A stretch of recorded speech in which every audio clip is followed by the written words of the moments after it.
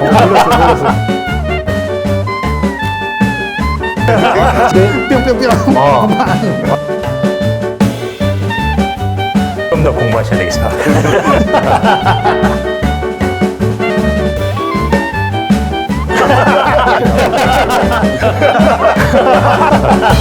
안에서 사랑받지 못하시는 분들이. 그렇죠. 여기 와서라도 사랑받으려고 왔어요.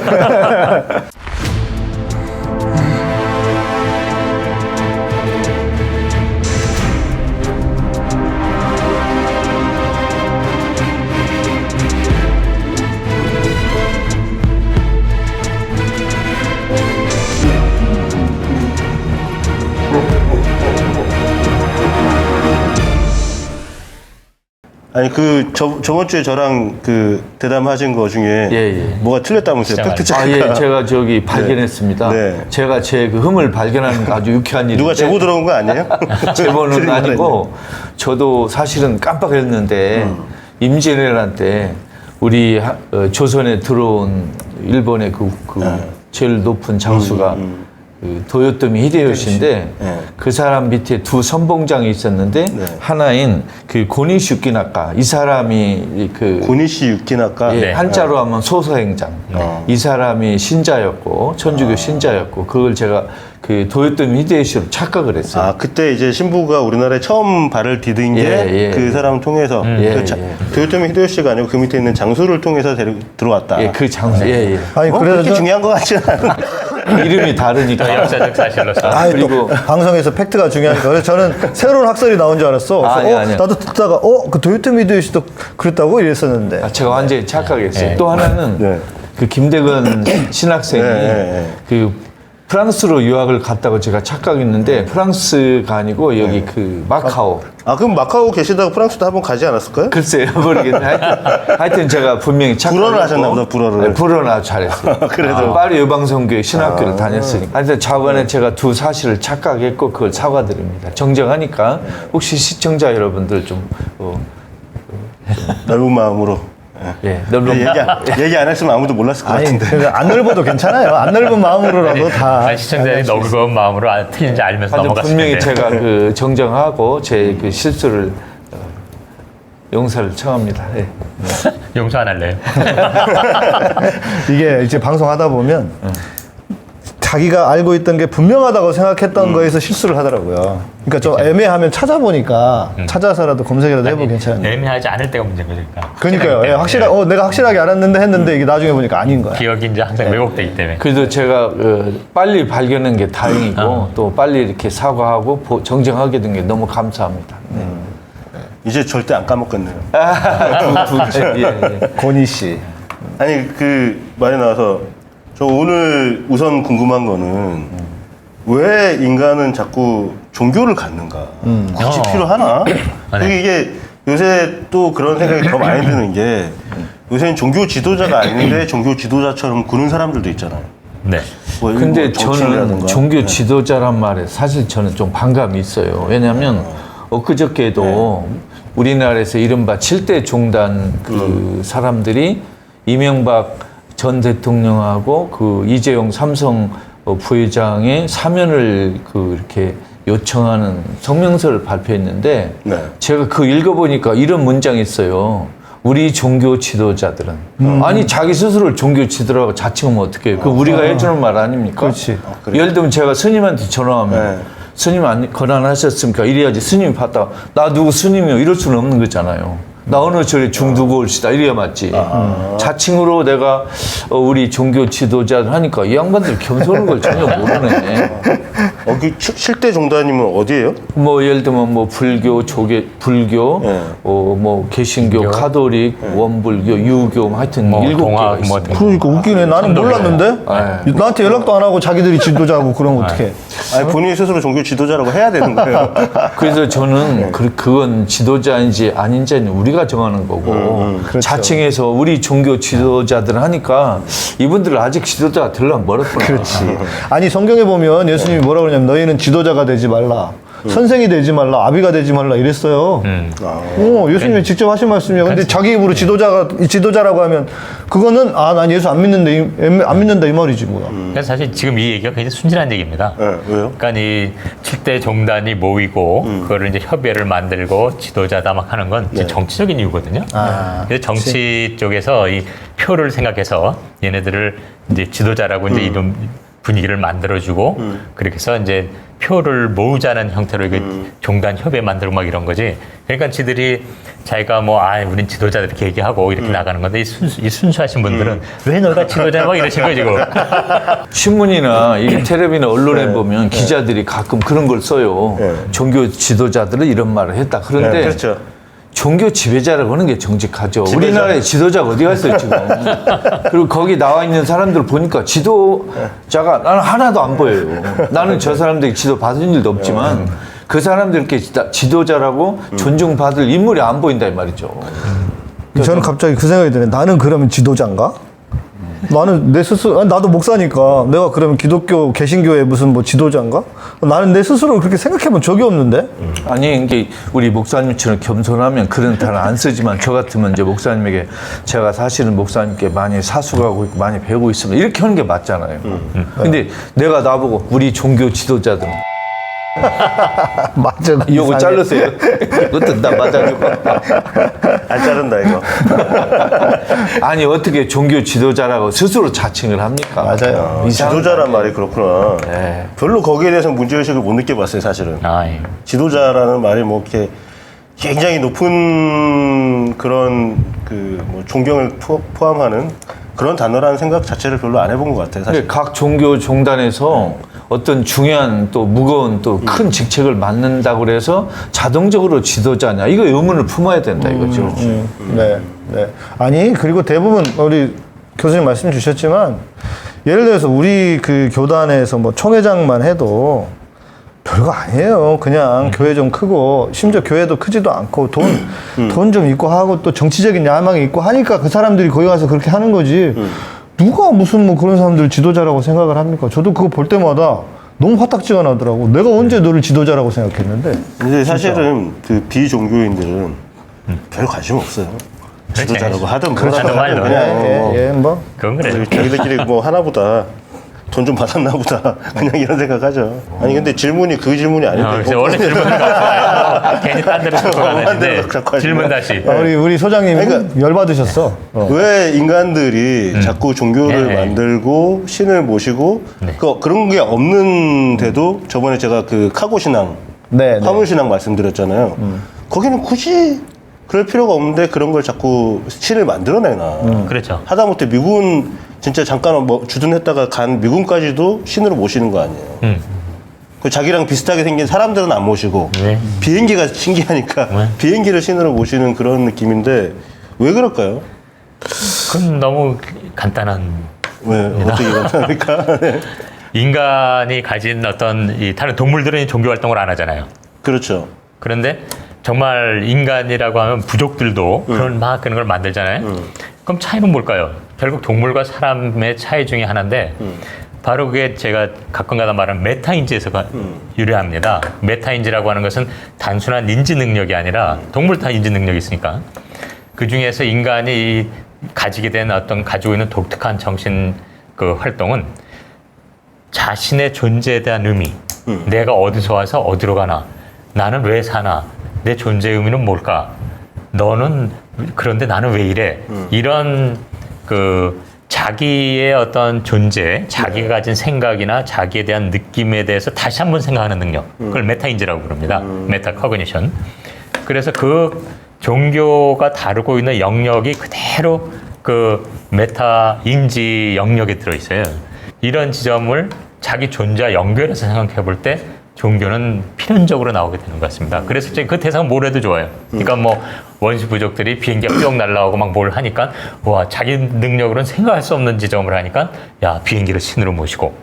그래서 그런 어떤 종교 행위의 가장 바닥에는 인간이 가지고 있는 그런 메타인지에 근간하고 있는 거죠. 그러니까 그럼 나올 수뿐이 없어요. 실존하지 않는 것, 실체가 없는 것들에 대해서 사람들은 상상을 할 수 있다는 거잖아요.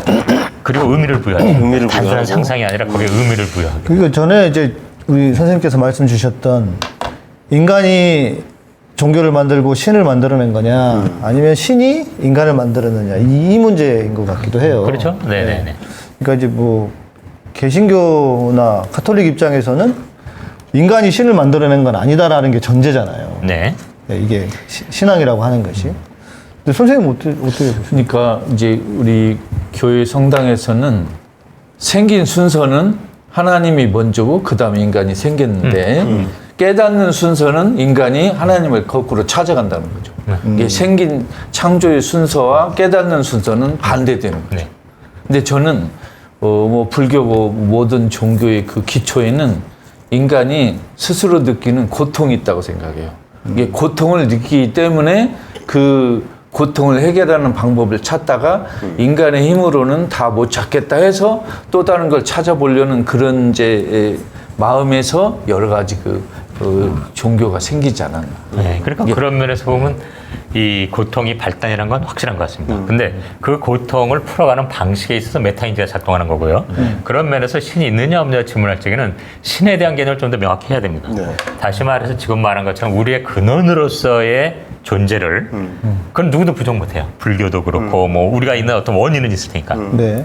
그런데 그거를 신이라는 이름으로 부르는 순간, 인격화된 형태로 부르는 순간 그 인격화된 신의 유무에 대해서는 끊임없는 논란은 생기죠. 그런데 이제 조직신학자인 폴 틸리 같은 사람은 뭐 God 이런 말을 안 쓰고 the being itself, 존재 그 자체, 혹은 the ground of being, 모든 존재의 근원 이렇게 표현하거든요.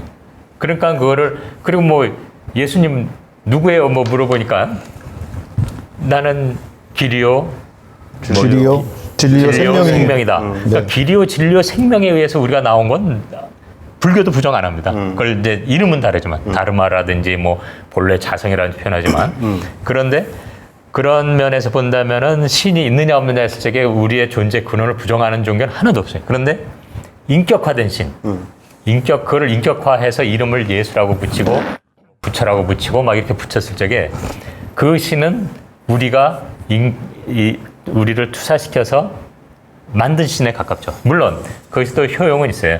그렇게 할 때 우리에게 좀 더 그 진리를 우리가 좀 더 체험하고 느끼기 위한 우리의 언어로 다가오기 때문에 그런 차이는 있죠.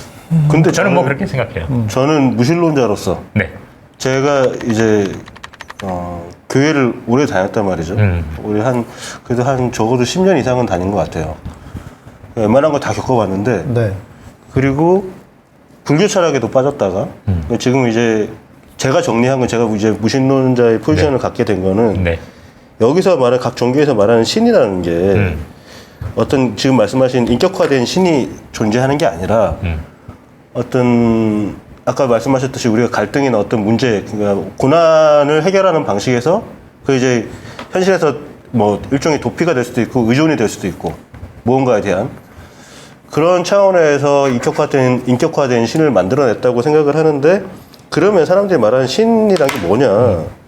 저는 이게 하나의 룰이라고 봤어요. 그러니까 만약에 물리학에서 치면은 물리학이 두 가지로 나뉘거든요. 양자역학이 있고 그다음에 그 고전 물리학이 있고 네네네. 두 가지가 있는데 이게 서로 다르게 작동을 한단 말이죠. 두 개를 다 같이 설명할 수 있는 물리학 이론이 없어요. 아직 없죠. 예. 그걸 통일장 이론이라고 하는데 그렇죠. 뭐 아인슈타인도 죽을 때까지 그거 찾다가 뭐 못 찾고 죽었다고 하는데 그런 하나의 이론, 그러니까 모든 현상을 설명할 수 있는 하나의 이론이라던가 아니면 그런 법칙에 대한 갈구가 그게 신이 아닌가. 그러니까 살다 보면 왜 이런 일이 생기지 나한테만? 아니면 왜 이 사연이 이렇게 가지?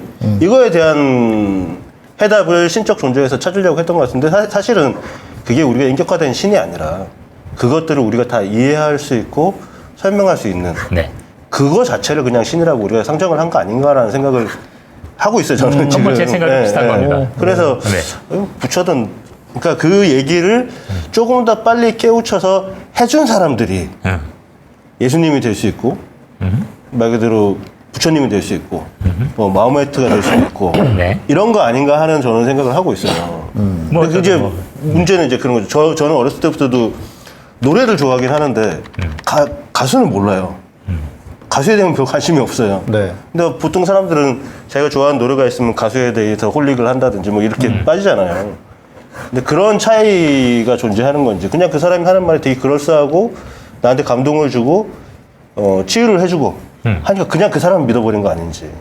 이런 걸 보수적으로 보면은 하나님이 있었고 인간을 만들었고 인간의 타락으로 신에 대한 개념을 잊어버렸고 이제 그것을 이제 죄성이라고 하는데 잊어버렸고 그런데 단 하나 인간이 가지고 있는 신에 대한 조그만 마음 그러니까 인간의 타락과 부패로 신에 대한 생각을 잊어버렸다가 그것을 갖게 되었는데 이 종교의 씨앗을 우리가 다 가지고 있다 인간이라고 하는 것이 그래서 우리가 힘들고 어려운 일 소위 말하는 한계 상황에 딱 부딪히게 되면 자기도 모르게 신을 찾게 되잖아요. 만약에 계시다면 도와주십시오 이러면서 그런 방식으로 풀어가는 개신교적인 신앙이 하나가 있고 그러면서도 그 안에서도 진보적으로 보자면 그 요즘 이제 뇌과학이 많이 발달을 해가지고 그러니까 모든 신에 대한 개념은 전두엽에 있대요. 영성은 전두엽에서 나오고 신에 대한 모든 개념은 전두엽에 있대요. 그러니까 이제 학문적 내지는 좀 아주 진보적으로 보면은 결국 그러면 신이라고 하는 것도 인간의 어떤 뇌 안에서 일어나는 그런 일이 아닐까라고 생각을 해볼 수는 있겠죠. 예. 그리고 역사적으로 보면은 그 옛날에서부터 신에 대한 갈망은 항상 사람들이 있었어요. 그게 뭐냐 결정적인 게 죽음이었고 구석기 시대인 그 어떤 그 바위에 새겨진 그림에도 보면 이 배를 타고 떠나는 그림이 있대요. 근데 그게 추적을 해보니까 아마 그 죽은 사람이 다른 세상으로 배를 타고 가는 이런 그림이었을 것이다. 죽음 때문에 그런 그 신에 대한 생각을 하게 된 것이고 또 근데 우리 아까 그 최 감독님이 말씀하신 그런 부분은 뭐 역사에서도 그런 건 존재했죠. 예를 들면 칸트 같은 경우에도 인간이 아무리 악하다고 해도 어떤 경우는 그 악하지만 윤리적인 어떤 그 마음이 다 가지고 있잖아요. 우리가 네. 사랑이든 이런 것들 그건 아마 신이라고 하는 최고의 어떤 존재가 존재하기 때문에 이런 사람이 다 그런 윤리적인 마음을 가지고 있는 게 아닐까 하면서 칸트는 최 감독님 말씀하신 것처럼 요청을 합니다. 신을. 신이 존재할 수밖에 없다. 그러니까 신이 애초에 있었던 게 아니고 신이 존재해야만 인간이 이렇게 윤리적인 존재가 될 수 있다. 이렇게. 그러니까 이건 좀 다양하게 볼 수 있는 것 같고. 좀 안타깝네요. 왜냐면은 그 윤리적 행위라든지 이런 것들은 어떻게 보면은 그 이타적인 삶의 자세고 사회의 어떤 질서를 유지하는 거잖아요. 네네. 근데 그런 건 핑계미나 벌 때도 얼마든지 볼 수 있거든요. 자기를 희생해서 오히려 그 맞아요. 집단을 유지해요. 일단 이타적 행위라는 것은 이 사회적 동물에서 보이는 겁니다. 네. 이건 꼭 인간만 보이는 게 아니라 그래서 그런 행위에서 우리가 뭐를 신의 개념을 찾는다는 건 굉장히 좀 원시적인 미개한 관점이고 그러네, 그거를 신의 형태로 전달하느냐 아니면 그 신의 어떤 인격화된 게 아니라 뭐 말씀의 형태로 전달하느냐 이건 좀 많이 이제 차이가 있는 것 같아요. 그런 의미에서 이 인간도 흑인종, 백인종 뭐 다 있잖아요. 아시아인종 뭐. 근데 아시아인이 맞다, 흑인이 맞다, 뭐 백인이 맞다 말하는 거하고 알고 봤더니 그 인류야라고 말하는 게 중요한 거잖아요. 그럼 인간의 어떤 공통된 모습으로 인류가 있느냐 그거 부정할 수 없어요. 근데 또 뭐 흑인이건 아시아인이건 이 모양이 우리 인간의 모습이다 이렇게 말할 때 그것도 틀린 말은 아니에요. 그러니까 그걸 어느 층위에서 아까 비유를 해주셨습니다만 고전 물리에서 이 세계를 설명할 것이냐 양자에서 설명할 것이냐 또 그 간극에 대해서 우리가 그 인정하고 각자 고전 물리학은 또 우리 사는 현상에서 딱 맞잖아요.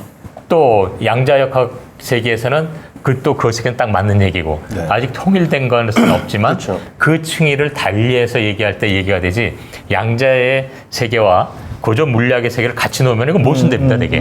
그렇죠. 근데 많은 사람들이 어떤 신의 영역에 대한 얘기를 하면서 또 인간의 어떤 관점에서 자꾸 해석하는 게 이제 많은 어떤 오해를 빚어내는 것 같아요 제가 보기에는. 그러면 인간이 종교를 가지게 된 이유 중 하나가 인간의 고통 또 인간의 그 존재 의미가 있다면 우리가 알아가는 순서는 고통과 존재 의미 여기서 출발하는 게 저는 우리 넷다 이렇게 논의하는데 바로 이게 이 시달타가 출발했던 지점입니다. 시달타가 이제 왕자로서 별의별 짓을 다 하고 재밌게 놀다가 이제 가출하는 이유가 이제 바로 여기 있죠. 근데 가출하고 출가하고 뭔 차이가 있어요? 아니 가출해. 집 나갔다? 네. 오래 떠나면 출가, 잠깐 가면 가출. 모든 건 가출입니다. 모든 건 가출이다. 포장해 놓으면 출가가 되는 거예요. 아, 왜 스님들은 가면 출가라고 그러고 우리가 나가면 가출이라고 그래? 아, 기분 나빠요. 왜 가출이라는 거. 시달타도 가출한 건데. 지금 말씀하시는 것 중에 제가 질문이 되게 많이 생겼는데 아, 예. 네. 잠깐 스킵을 하고 네. 이 지금 지난주에 이제 우리가 교회 얘기를 많이 했으니까 네. 기독교 얘기를 많이 했으니까 오늘 그 부처님 얘기를 좀 제가 여쭤보고 싶은 게 있는데 예, 뭐 뭐든지 물어. 근데 제가 이렇게 자꾸 뭐 여쭤보니까 사람들이 이 방송은 최 감독이 지 궁금한 거 풀려고 하는 방송인가 보다. 아니에요. 이 부처님은 그 당시 질문을 무지하는 애가 있었어요. 네. 제자가. 그러니까 너의 공덕이 너무 크다. 너가 질문함으로써 많은 사람들이 뭔가 이렇게 대답을 통해서 자기의 그 알려주는 역할을 하는구나. 이런 부처님이 다 칭찬하는 게 있습니다. 하셨네. 다 커버했습니다. 이거. 다 지금 모든 질문에 대한 답을. 아니 뭐 그러고 본인이 궁금한 거 물어보시고 그러자고 방송 시작한 거니까. 제가 되게 감명 깊게 읽은 책이 하나 있어요. 그게 지금은 절판돼서 없는 책인데 그 소설 금강경이라는 책이 하나 있었거든요. 금강경이 아니라 소설 금강경. 소설이에요. 예, 소설인데 나중에 제가 금강경을 제가 잘 때마다 듣고 잤어요. 그 독송하는 거를. 근데 뭐 그 내용은 잘 이해는 어렵지만 아마 그 금강경을 근본으로 해서 이 사람이 작가적 상상력을 붙여서 쓴 책 같아요. 그 책을 보고 거기에 주요 등장 인물은 아난이라는 그 제자가 한 분 계시더라고요. 거기 뭐 아난이라고 나와요. 아난이라고. 수보리가 아니라. 네. 수보리. 원래 금강경에는 수보리구나. 네. 아난은 딴 사람이구나. 네. 사고 친 사람이다. 동생이. 들킬 뻔했다. 네. 헷갈렸다. 수보리 맞아요. 수보리예요. 네. 그 처음으로 공 개념에 대해서 깨달았다고 하는. 하여튼 뭐 저는 그렇게 이제 네, 읽은 대공제. 기억이 있는데, 근데 그 내용이 보면은 이렇게 부처님이 쭉 얘기를 나중에 수보리랑 둘이서 이렇게 얘기를 하잖아요. 질의응답이죠. 네, 질의응답 한 게 그 문답 형식으로 된 게 이제 금강경인 네, 거잖아요. 맞습니다. 예. 근데 그거 내용을 보면서 굉장히 이게 우리가 쉽게 이해를 못하는 개념들. 뭐가 되게 쉬운 책인데 이거. 아 그래요? 예, 불교로 말하면 중학생 정도 책입니다. 아 그래요? 예. 뭐가 더 어려운 거예요? 이제 화엄경 정도가 이제 좀 화엄경. 대학생들, 고등학생은 이제 유마경 정도. 네. 네. 근데 거기서 말하는 개념 자체가 네. 이해하기가 너무 힘든 거예요. 그 뭐 힘들어요? 물어봐요. 공이라는 개념 뭐. 말이 힘든 거지. 아 그래요? 네. 단어가 어렵구나. 네.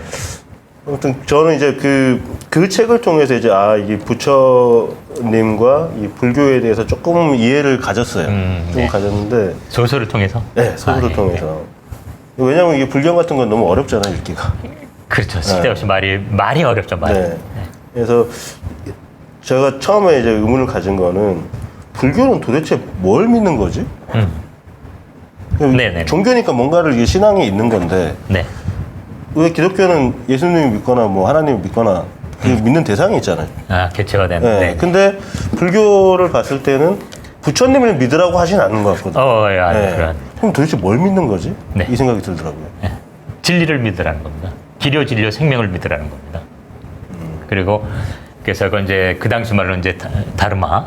그래서 진리라는 거기 때문에 또 진리를 믿어라, 생명을 믿어라, 길, 도죠, 타오. 그러니까는 기료 진료 생명이다. 우리가 뭐 예수님 내 이름을 내가 예수님으로 바꾼다 해서 사람들이 날 믿는 거 아니거든요. 결국 내가 기료 진료 생명이 되면 그걸 믿을 수 있는 것처럼 불교에서는 그 기료 진료 생명을 믿으라는 거고, 그럼 진리가 뭐냐 그랬면 거기서 말하는 이 시타트가 깨달은 건 연기 실상이라는 겁니다. 그건 말이 또 어렵죠. 뭐냐면 모든 게 관계 속에서 펼쳐지고 관계 속에서 변화해가고 관계 속에서 우리가 살아가는 거라고 말하는 겁니다. 그럼 또 얼핏 들어보면 그래요. 야, 그럼 과학자가 다 그런 거 하는 거잖아. 아까도 말했습니다만 과학자들은 고전물리나 양자 수준에서 보지만 이 식달타가 얘기한 건 너의 존재의 모습이 원래 그런 거, 세상 이치가 그것을 믿어서 받아들인다면 지금 너가 생각하는 이 세상관, 가치관 이것이 얼마나 너에게 고통의 원인이 되는지를 알 수 있을 것이다.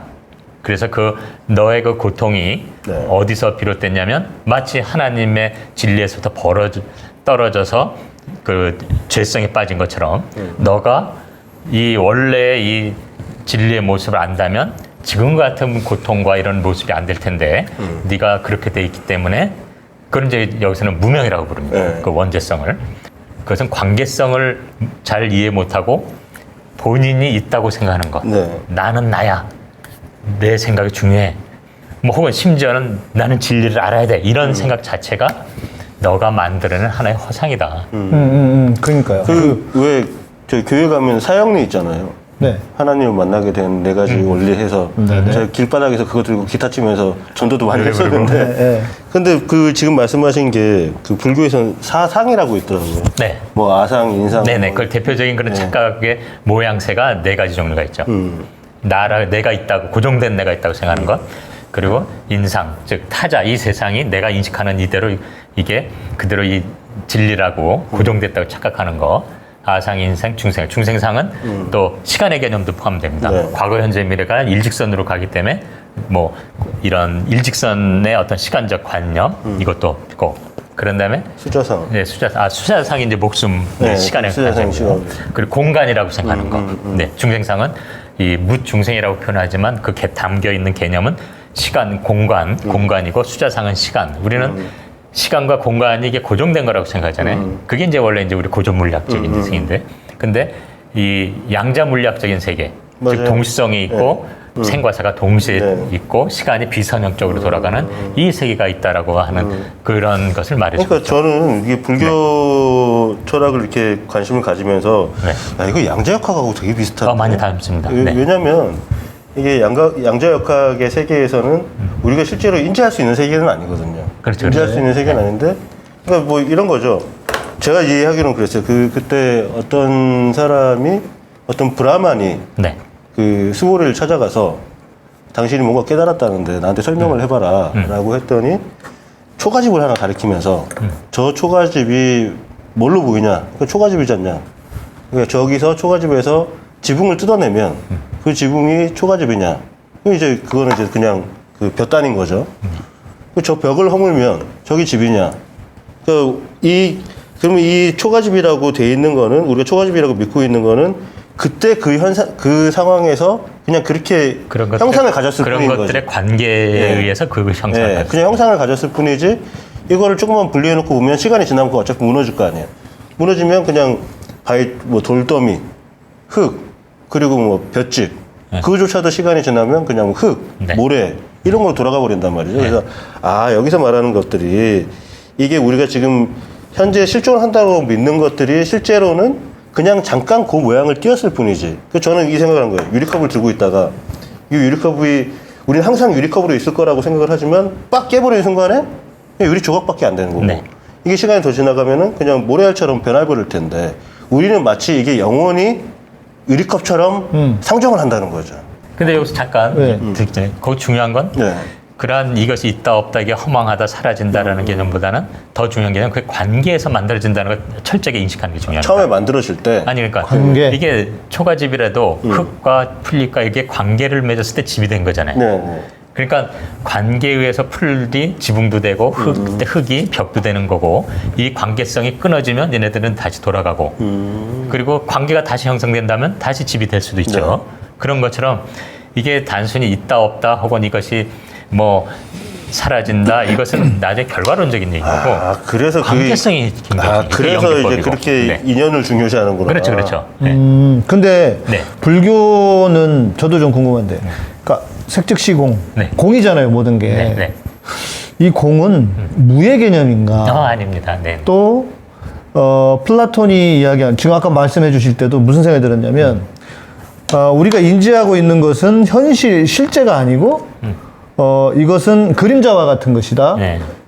동굴에서 그림자를 보고 있는 것에서 사물을 보고 실제로는 이데아라고 하는 다른 실제 존재하는 실제가 있다. 이거잖아요. 네네.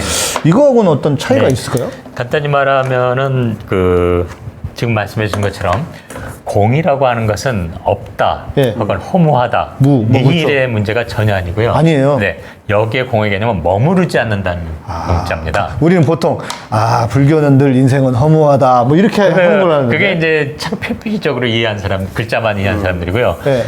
그래서 원래 빌공 뭐 없을 공자잖아요. 네네네. 근데 이거를 불교의 개념으로 말하면 이건 머무르지 않을 공자입니다. 머무르지 그래서 않는다. 한시도 우리는 머무르지 않는 그 존재라는 건 그게 진리라는 겁니다. 그거를 안다면 우리가 집착할 것도 없고 매달릴 것도 없는데 저는 그걸 이렇게 이해했어요. 그 없는 걸로 이해하는 거는 그건 이제 그 말 그대로 모든 게 의미가 없어지는 거죠. 근데 그렇게 받아들이면 안 되는 걸로 알고 있고. 무로 돌아가는 게 아니구나. 그게 네네네. 아니고 그 말 그대로 이거는 현상적인 거에, 그러니까 본질이 공에 가깝다고 생각을 하는 거죠. 본질 자체는. 그러니까 공이란 말이 굉장히 이게 오해를 불러일으키는 말인데요. 이 본질이나 근원은 늘 있습니다. 우리는 떠날 수가 없어요. 그래서 이제 그러니까 이제 종종 우리가 드는 건 이제 바다의 비유를 많이 드는데요. 우리의 본질, 우리의 하나님, 우리의 예수님, 나의 근원은 큰 태평양 같은 바다예요. 근데 우리 각각의 존재들은 바람이 불고 이 조건이죠. 관계 속에서 파도가 형성되면 하나의 낱낱의 개인으로서 존재하는데 자기가 바다의 일원이란 걸 깨닫지 못하고 지잘났다고 막, 그리고 나는 왜 파도 이런 게 영원히 돼야 되는데 오래 살아야 되는데 왜 내가 없어져 막 이런 징징댈 때 그때 내가 내가 큰 바다의 일원이구나. 내가 하나님의 자손이구나. 내가 진리의 이 관계성에서 지금 나왔을 뿐이지 난 진리의 그 자체구나라고 깨달는 게 중요하다고 강조하는 거죠. 교수님은 근데 분교 신자인데 네. 자꾸 예수님 갖다 써요. 그러니까 이런 거 못하게 해야 되는 거 아니에요? 아니, 나도 지금 그게 궁금한 거야. 네네. 아니, 그러니까 내가 알고 들은 불교와 네. 왜 그 교수님이 말씀하시는 게 다르지? 그러니까 그러면서 저도 이 생각을 해보는 거죠. 교회 안에도 어설픈 목사들이 말도 안 되는 잘못 가르침이 있잖아요. 네네네. 그것처럼 이게 교수님의 내피셜이신 건지 네. 아니면 불교 안에도 뭔가 이렇게 그 스님들도 잘 몰라가지고 스님도 모르죠. 그런 거예요? 그러니까 저는 스님 있으면서 나한테 물어보라는 거예요, 스님들. 얼마든지. 네. 아니 저는 생각할 때 조계종보다 우의종이 낫겠는데 그 말은 딱 맞습니다. 우리들의 희망의 종교 우의종이잖아요. 우리들의 희망의 조계종보다는 종교는 우의종이 나은데 네. 저는 이런 생각이 네. 들어요. 불교의 설명을 들으면 굉장히 매력적인데 알쏭달쏭해요. 네. 맞아요. 예를 들면 네, 그거를 질문해 주시죠. 아까 우리 우 교수님이 금강경은 중학생 수준이다. 네. 유마경은 고등학생 수준이다. 네. 화엄경은 대학생 수준이다. 그러셨잖아요. 그러면 이 방송을 시청하는 분들이 우리 우 교수님의 설명을 매력적으로도 느끼지만 굉장히 오리무중, 알쏭달쏭 이럴 수도 있잖아요. 그렇죠, 그러니까 그렇죠. 저는 이런 생각이 들어가요. 우리 목사님 아까 말씀 잘하셨어요. 종교 하나만 아는 사람, 아무 종교도 모르는 사람 있잖아요.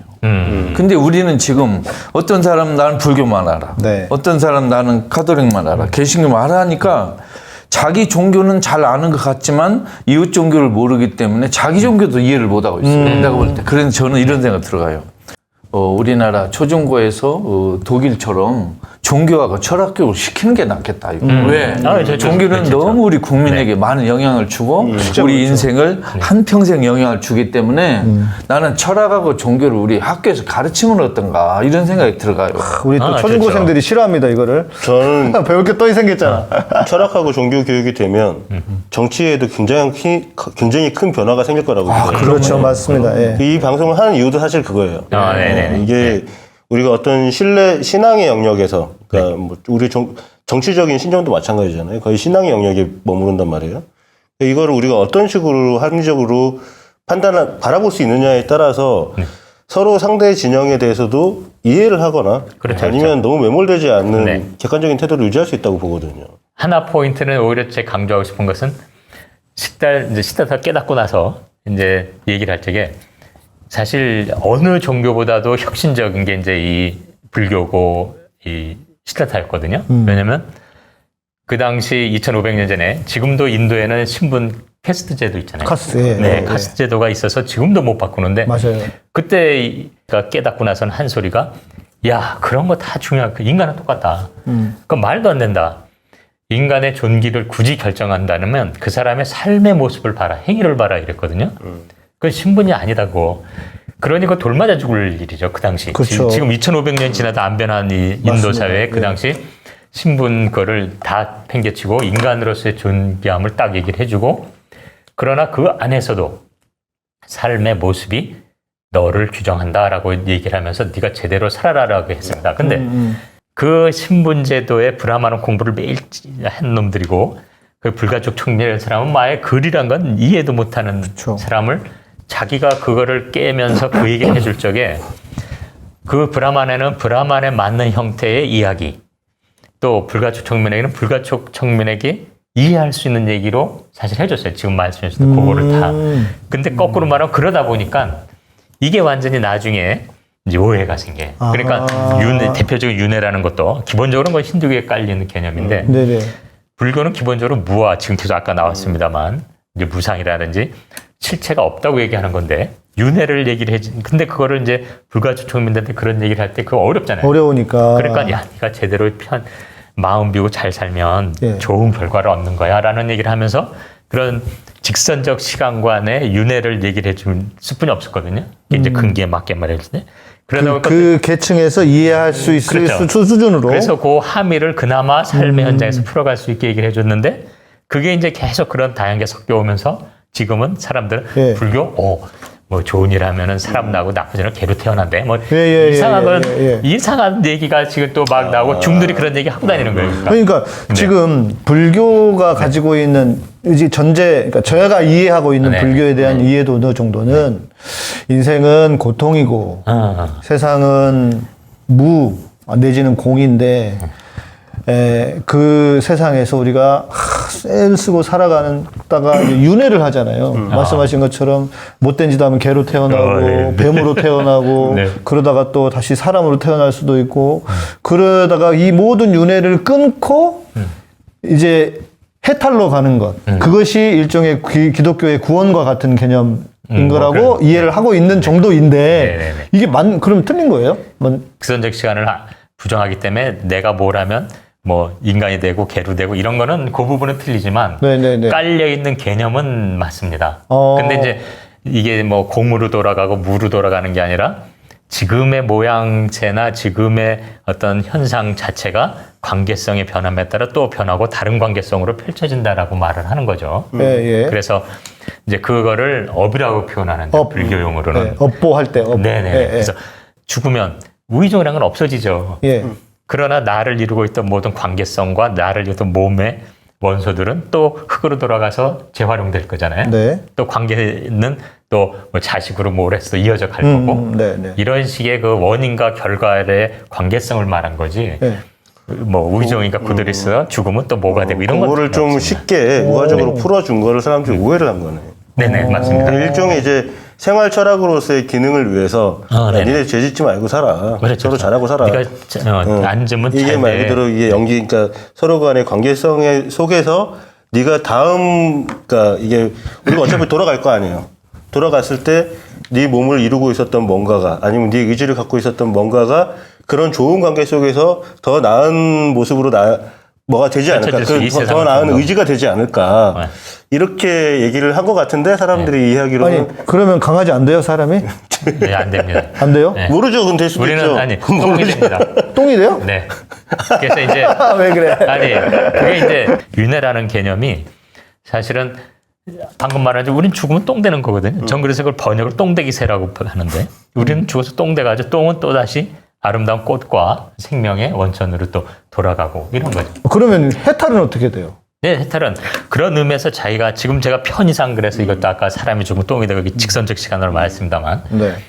그러면 해탈이라고 하는 것은 결국 이런 이 자기가 태어나서 듣고 본 요 정신, 자의식으로 만들어진 게 다라고 생각해서 집착하고 막 오래 살고 영생하고 싶어 막 이런 소리를 찍찍하는 이런 상태에서 그게 아니라 나도 이 원인, 과거의 원인에 의해서 부모나 이런 원인에서 내가 태어났고 내가 살아가는 삶의 이 모든 게 관계성 속이니까 여기서 이러한 것에 집착하지 않을 때 그렇죠. 그리고 더 나가서 그런 것 때문에 고통받는 사람들을 위해서 함께 할 때 네. 그러한 마음 자세가 해탈이라는 겁니다. 그러면 네. 깨달음이란 말씀을 하셨잖아요. 네. 제가 이번에 깨달음이 뭔지 알았어요. 그걸 얻었어요. 네. 또 무슨 얘기 하시려고? 아니, 웃을 준비를 하세요. 웃을 준비. 이렇게 하면 또 이제 안 웃기면 큰일 나는데. 테이프에다가 깨를 딱 대가서 벽에다 딱 깠어요. 네. 깨달음. 네. 달았어. 그죠? 네. 그러면 들깨를 붙이면 어떻게 돼요? 깨달음이죠. 참깨를 붙이면. 참깨달음. 그러면 깨달음에 실패하면 어떻게 돼요? 네. 깨달음에 딱 했는데 실패하면 깨가 쏟아지는 거예요. 그렇군요. 이 맞지 않습니까? 맞네요. 이것도 보세요. 저 스님들 불자 죄송합니다. 아니, 이거 진짜 맞습니다. 왜냐면 그렇습니까? 깨를 테이프에 붙였다. 관계성이잖아요. 벽에 붙였다. 관계성이잖아요. 그리고 이 관계가 어떤 들깨라는 깨와 맺느냐, 참깨와 맺느냐, 관계성에서 빚어지는 거예요. 깨가 쏟아지는 것도 관계성에서 빚어지는 거예요. 아, 그러니까 깨달음에 실패한 스님들은 깨가 쏟아지게 사는 거예요. 그렇죠. 그래도 깨 쏟아지니까 걔네들이 그렇게 살잖아요. 도박하고 뭐. 이렇게 안 그런가? 깨 쏟아지고. 근데 이건 되게 네. 저게 진짜 약간 신선할 뿐만 아니라 충격인 게 아, 그래? 우리가 알기로는 윤회가 이거잖아요. 불교는 그러니까 사람이 그러니까 거기서 적선의 개념도 나오는 거 아닙니까? 선을 쌓는다. 네. 그래서 어찌 보면은 이 말로만 터는 기독교인들보다 특히 개신교인들은 이 말의 종교예요. 믿기만 하면 되니까. 근데 불교는 적선의 개념이 있으니까 윤회를 끊고 해탈하기 위해서 선을 많이 쌓는 거잖아요. 저는 그렇게 알고 있었단 말이에요. 초짜. 그러니까.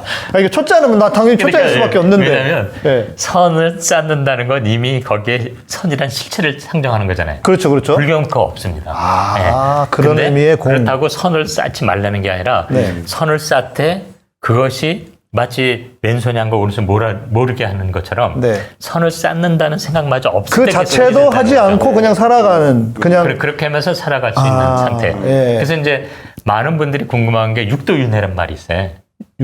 쉽게 말하면 이제 네가 잘하면 인간으로 태어나고 다음에 뭐 신으로 태어나고 못하면 뭐 개로 나오고 뭐 네, 네, 네. 우리가 여기서 남을 위해서 생각을 하고 혹은 뭐 이런 사회 고통을 위해서 근데 이웃의 고통을 위해서 생각할 때 그 사람은 신의 어떤 마음에 사랑의 마음에 네, 근데 네, 내가 지금 네, 여기서 네. 저놈한테 등쳐먹지 내가 어떻게 해서 저걸 뺏어 먹지 이건 그 사실 인간이 그런 짓이지만 인간의 마음이지만 네, 네. 그런 것처럼 내가 혹은 뭐 막 고통 속에서 남을 어떻게 괴롭히려면 내 마음은 지금 이제 지옥에 가 있는 거고요. 몸도 마찬가지예요. 지금 한시라도 호흡 안 하면 우리가 살 수 있어요. 그래서 김건희가 지옥을 사는 거야. 난 그렇게 봐요. 김건희, 그렇죠. 윤석열이 지옥 네. 사는 거예요. 뭐 이제 제가 워낙 소속된 교단은 보수적인 교단이어가지고 스님이 나 이렇게 만날 일이 없었는데 군대 가니까 이제 그 삼종파 같이 훈련을 받았으니까 네. 신부님도 계시고 또 스님도 계시고 이제 훈련을 같이 받으면서 저는 스님들하고 친하게 지내고 얘기도 많이 해봤어요. 그런데 무슨 어떤 느낌이었냐면 불교에는 진리의 절대성이 없어. 제 느낌으로는 그냥 다 그냥 네네. 상대적이고 너도 진리고 나도 진리고 그렇게 하는데 그렇게 진리의 상대성을 말하는 게 좀 우월하다고 생각하시는 것 같더라고요. 아, 그요? 네. 상대성이 아니라 실체성이 없다고 말합니다. 실체성이. 사실은. 예, 근데 이게 이 진리라는 지점에서 봤을 때 아까 말한 고정된 게 없다고 보기 때문에 네. 그 실체를 자꾸 인정할 때 고정화되기 때문에 실체가 없다는 얘기지.